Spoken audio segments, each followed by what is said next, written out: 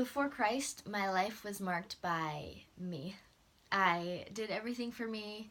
I followed my heart wherever it wanted to go. And that was actually usually pretty satisfying for a time. And then I would just go on to something else, get upset when it wasn't fulfilling, and then just repeat that cycle. Around my freshman year of high school, my best friend's grandma died, and it compelled her to give her all to Jesus, just as her grandmother had done. And I'd never seen anyone so young commit their life to the Lord.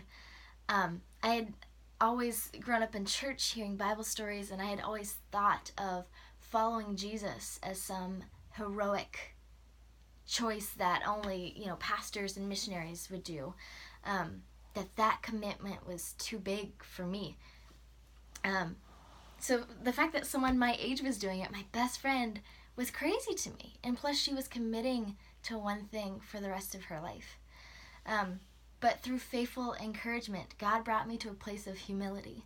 And I realized that the life I was living, the life that I had dedicated to finding fulfillment in anything and everything, wasn't actually fulfilling.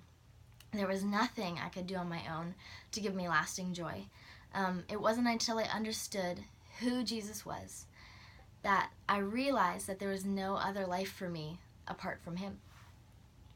I was a sinner who had fallen short of the standard of a perfect creator God.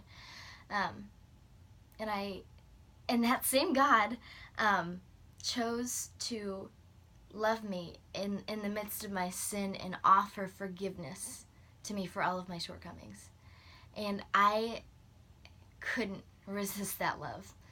And now I have a life with Jesus, a life which is joyful even when it doesn't make sense, purposeful in the middle of confusion, and more than I could have ever wanted or imagined. John 4:13 says, everyone who drinks this water will be thirsty again, but whoever drinks the water I give them will never thirst. Indeed, the water I give them will become in them a spring of water, welling up to eternal life. From unsatisfied to forever fulfilled, this is my before and after story.